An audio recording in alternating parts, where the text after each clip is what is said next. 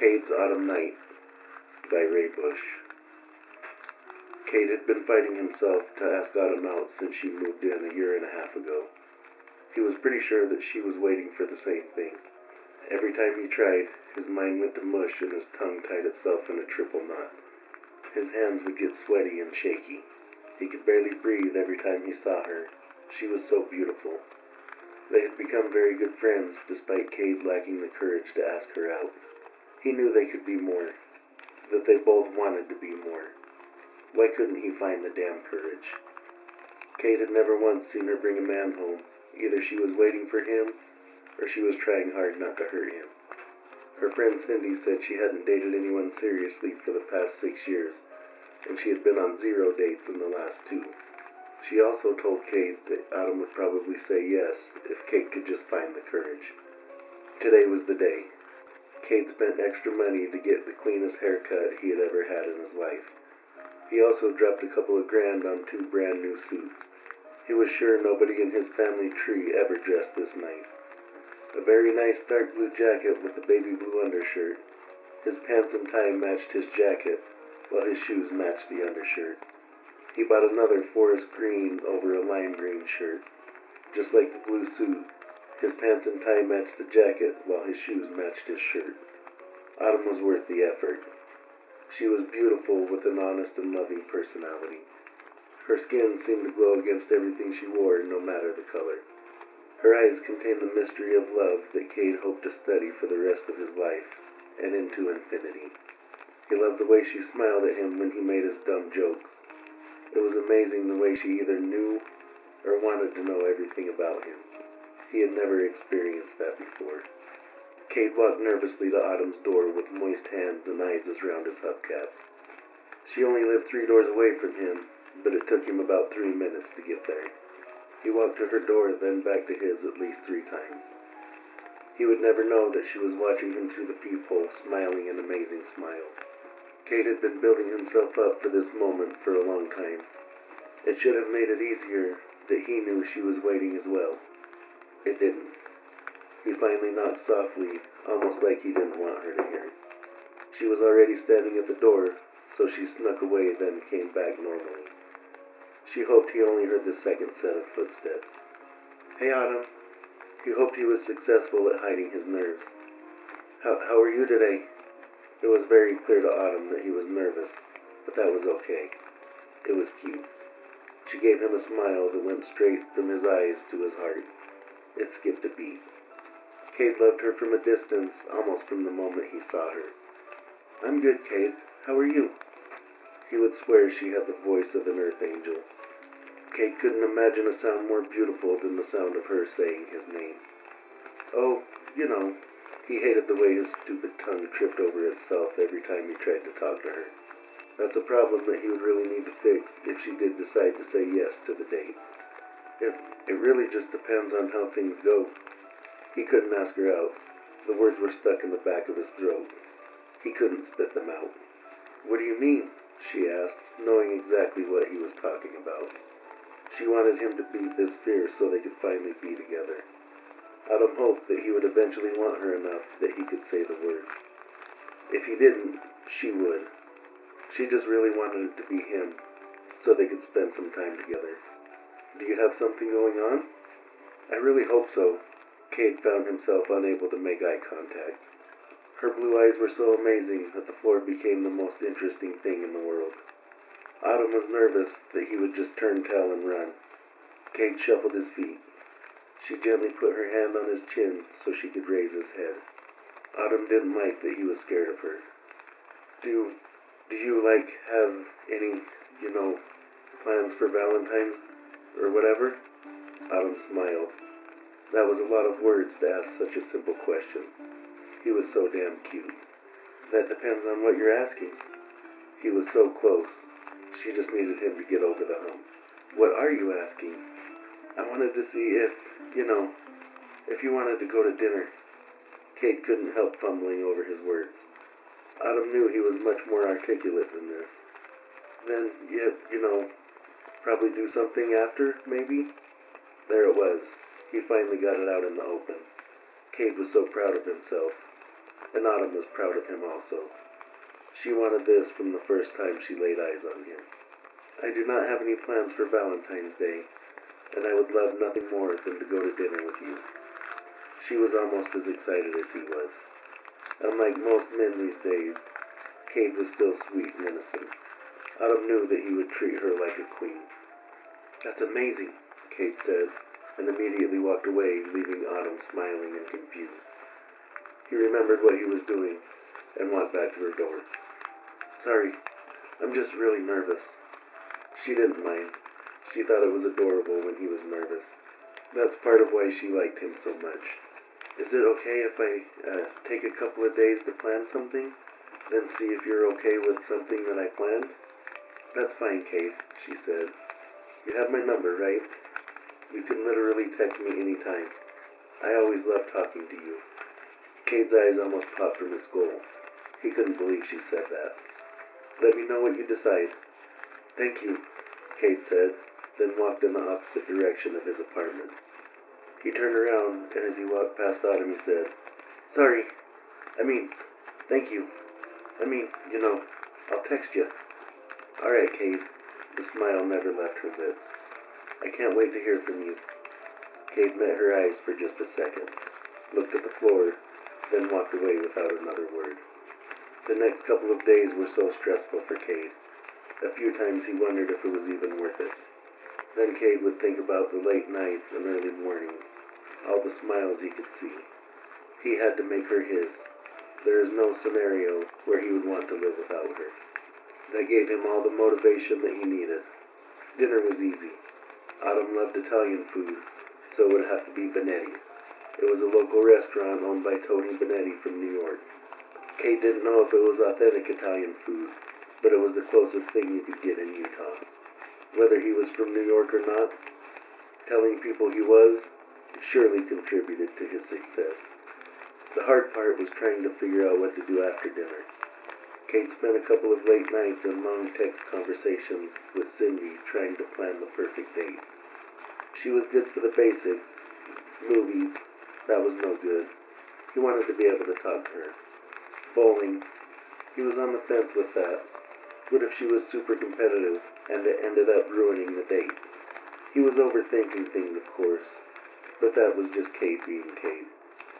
She suggested karaoke, but getting up in front of a group of people and singing while on a first date sounded like a nightmare. By some miracle, Cade found an event that would be perfect. It was a book reading where Brittany McGillis, Autumn's favorite author, would answer questions and sign autographs. It was supposed to last for 2 hours. His suit would also fit perfectly with that crowd. He thought that would make for a perfect night. He really had no idea who the author was, but that didn't matter. This was all to sweep Autumn off her feet. If he could give Autumn a good night, then maybe she would let him give her another, and another, until they were together every night. That was the dream, to make her his. Nobody could ever love her better than he did. He hoped nobody else would ever have a chance. To try to avoid awkwardness, Cade tried avoiding Autumn, which made him feel even more awkward. He just couldn't beat his nerves when it came to this date. He barely slept for the 2 weeks leading up to Valentine's Day, but it was finally here. He spent the day getting his hair touched up. His close-cropped brown hair looked perfect. Cade shaved, showered, then got dressed in the green suit with the lime green undershirt. Cade looked better than he ever had in his whole life. Cade knocked on her door and tried with everything he had to not be nervous. He had hung out with her so many times, and they knew so much about each other, that this should be easy. It wasn't. This time was much different. It was time. He walked the 3 doors down with a dozen white roses. Cade knocked and held the flowers in his left hand behind his back. After about 15 seconds, Autumn opened the door. Cade had never seen anything as beautiful as Autumn, not even a perfect sunset on an autumn evening. Every strand of her almond brown hair was styled perfectly on her head. Her blue eyes shone stunningly like 1,000 galaxies. Her smile made Cade's knees weak. He felt like they were going to give out. If he wasn't in love with her before, he damn sure was now. He handed her the roses and said, Whoa, you look amazing. Cade couldn't believe that he was lucky enough to be going on a date with this stunning woman tonight. Autumn did have to admit that she loved the way that Cade was looking at her. Never in her life had any man ever looked at her this way. She did have men lust over her, or even say they love her. But with Cade, he didn't have to say anything. His eyes told her how much he was in love with her. She was so happy that he found the courage to make this happen.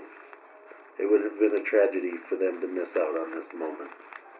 Autumn looked forward to being looked at that way for the rest of her life. Cade seemed like the kind of man that would make this love last a lifetime and beyond. "Thank you, Cade," Autumn said, smiling. "You look very handsome also." It was adorable the way he blushed and suddenly became interested in his shoes. She never imagined that there were still people as sweet as Cade. He was always a little nervous, but it was because he liked her so much, so that was just fine. "Do you like my dress?" He seemed to be stunned to silence. She loved it. "Yeah." Cade closed his eyes tight for a minute. He couldn't let this chance slip away from him. If he only knew that she felt the same way he did. He let out a deep breath and opened his eyes to see Autumn smiling. "Yes, I do.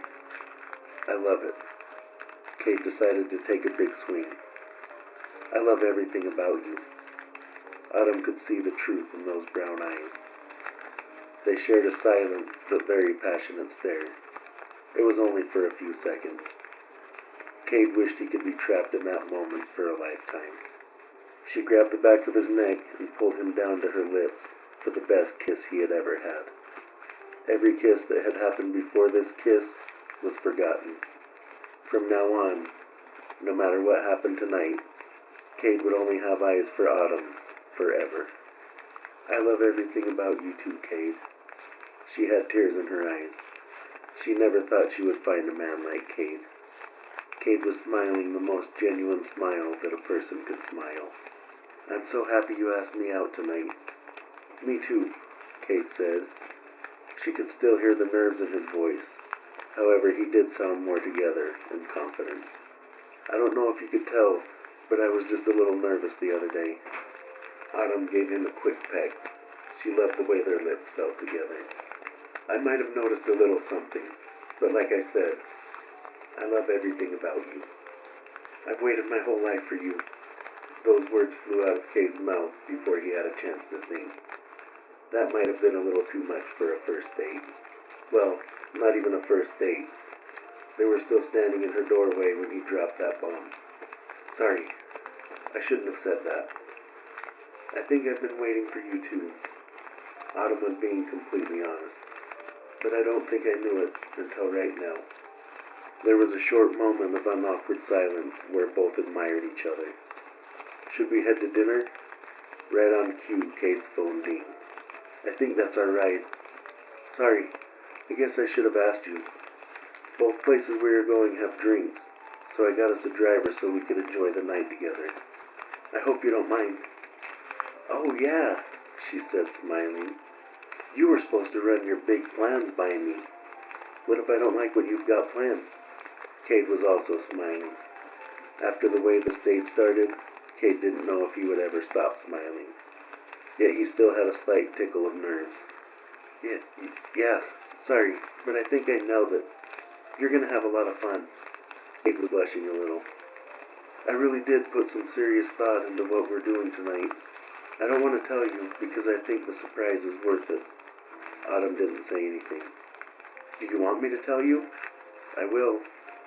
Autumn laughed. It was as beautiful as any leaf-rustling autumn breeze Cade had ever heard. "No, we're good," she answered. "I trust you." They walked down the apartment stairs hand in hand. Autumn laughed a little when she saw the man standing next to the limo, waiting to open her door. "Oh my goodness, Cade." He was really pulling out all the stops. "You didn't have to get us a limo." "I wanted to spoil you like no one ever has," Cade said. "I want this to be the best night of your life." They had a drink in the limo on the way to dinner. The table at the restaurant was decorated with balloons and hearts. Cade paid the restaurant and the flower shop for this special service. Everything was perfect. The food was remarkable, but it failed to compare to the conversation and the company of this magnificent woman. They had another drink on the way to the author event. That was the first 10 minutes of the ride. The second 10 minutes was spent kissing and pawing at each other. Autumn was so excited to meet her favorite author, Brittany McGillis, and even more excited when she read an excerpt from her favorite book. Cade guessed she was feeling the same way that he would if Stephen King were to read him a bedtime story. While Autumn was off talking to another fan about how great tonight was, Cade got a text from his friend that drove the limo. "Hey bro, had something come up. My guy will take you home. Have fun, my man."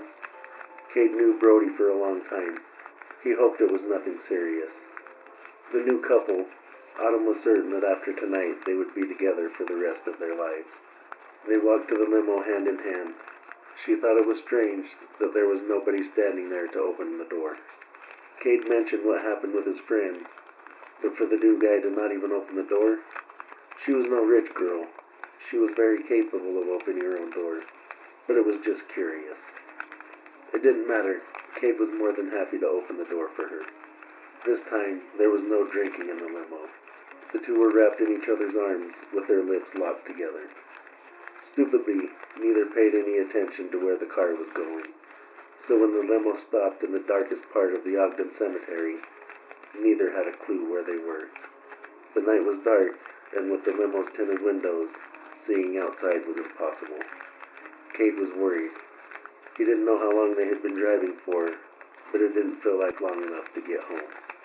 He cracked the window, and his heart sank when he saw the elaborate headstones scattered throughout the grass. He knew where he was. Him and his friends used to come here in high school to see who was the bravest. This is where the witch was supposedly buried. "What the fuck?" Cade was a little freaked out. "Hey, what the hell are we doing here?" The car shook when whoever was driving slammed the door. Cade hit the lock button. Hopefully they didn't grab the keys. "What's going on?" Autumn asked. Dark eyes looked back at Cade through the cracked window. "Where are we?" Autumn was terrified by the look on Cade's face. Autumn's window exploded, showering the two of them with shattered glass. Luckily, neither were cut bad. A hand reached in the broken window and grabbed at Autumn. It got a hold of the strap of her dress. Cade had to act quickly. He opened his door suddenly and violently, hitting the man with the dark eyes square in the face. The man stumbled back. Cade grabbed Autumn's hand and pulled her from the car. Her dress strap tore, almost exposing her left boob. They took off into the darkness of the cemetery. Cade was thankful that Autumn was fast. She did tell him that she played softball in high school. They found a thick tree about 30 feet from the road and hid behind the trunk. Cade poked his head around the tree. The two men were still at the car with their flashlights on. One of them was holding his face. The other smacked him on the back and said, "I can't believe you let them get away. You know those two are rich. Did you see his suit?" "You let him get away too, fucker," Goon One said. Both voices were pissed and a little scared. "Lucas is gonna fuck us up if we don't find him. We haven't paid him anything in weeks." Autumn pulled her phone out, but Cade stopped her from unlocking it. "I don't want them to see the light," Cade said quietly. "Follow me, but be quiet." The two quietly moved to another tree. The men were running west in their general direction, so Cade was moving north, deeper into the cemetery. They moved 3 trees over. There was no way the men could have seen him. The two stooges were still moving west. Autumn was crying silently. Cade may not have known if he hadn't felt her body shaking. Cade pulled her gently to him until her ear was against his lips. "I promise you will be okay. I love you, Autumn. I won't let anything happen to you." He kissed her cheek and felt a slight nod. "Spread out," Stooge One said. "We have to find them. You really better not have lost them. You won't make it to Lucas." Cade silently moved to the north again. Autumn stepped on a stick. The crack sounded like a gunshot in the silent night. Both flashlights pointed towards them. Thankfully, the beams were not bright enough to reach them. Autumn heard the two stooges running straight towards them. "Go," Cade said. "Get out of here. I'm going to stay behind you. Don't stop no matter what. I need you to get away." He looked at Autumn, and he hoped she heard the seriousness in his voice and could see it in his eyes. I need you to be safe. She softly brushed her hand against his cheek. He took it and kissed her palm. Now go. Autumn took off.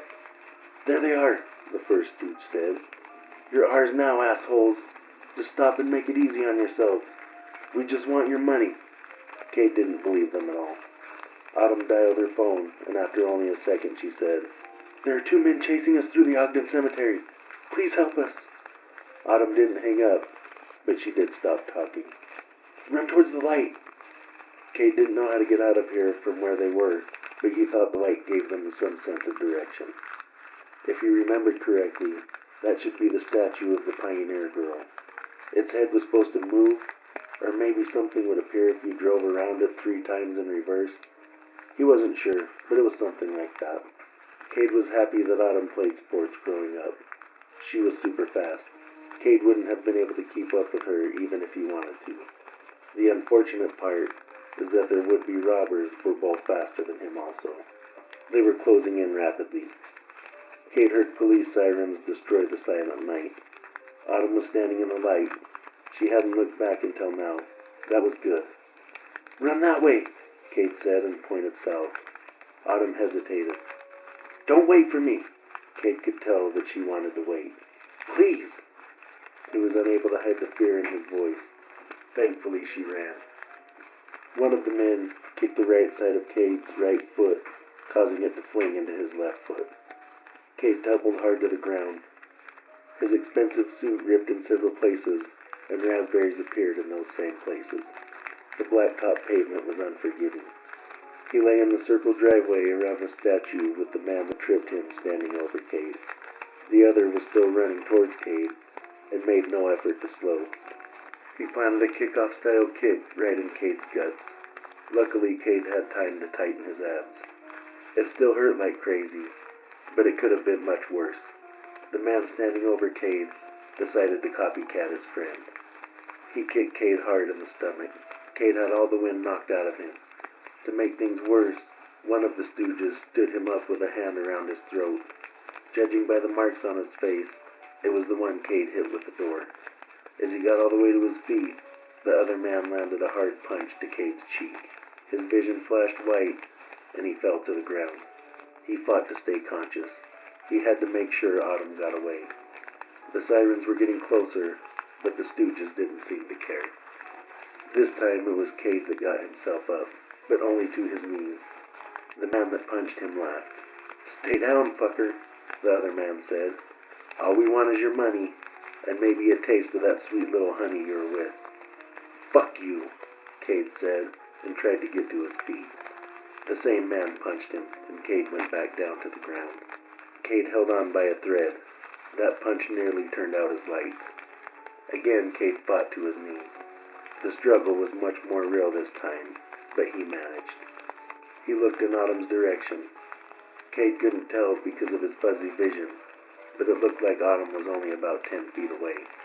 The men were so focused on him that they didn't even notice her. The puncher followed his gaze to where Autumn stood. Apparently, she was really there. The man moved to charge, but before he could, a baseball-sized rock hit him directly in the mouth. Blood volcanoed out, as well as chunks of his shattered teeth. Cade could barely hear the sirens, but he could see the red and blue lights closing in on their location. You fucking bit! A rock split open the second stooge's forehead and sent him to the ground. The first man was whimpering and holding his broken, bloody mouth. The other looked to be out cold. Autumn ran to Cade. When she saw how the busted-up man was trying to get to his feet, she found a brick decorating the grass at the base of the statue. She walked to the whimpering man and smashed the brick in the back of his head twice. His body lay limp at her feet. She went back to Cade, laid next to him, and wrapped him in her arms until the cemetery flashed red and blue. Cade was placed on a back brace and had another brace wrapped around his neck. They put him on a stretcher, then in an ambulance. I love you, Cade, Autumn said. Cade was so thankful that he held on to consciousness long enough to hear her words. He slipped into darkness. Cade woke up in a hospital bed with Autumn laying next to him. He was so happy that it hadn't been a Valentine's nightmare. This has been Cade's Autumn Night by Ray Bush. Thank you for coming on a ride with Lost Souls. Please continue to watch and listen for more original stories and more drives. And remember, all lost souls are welcome here.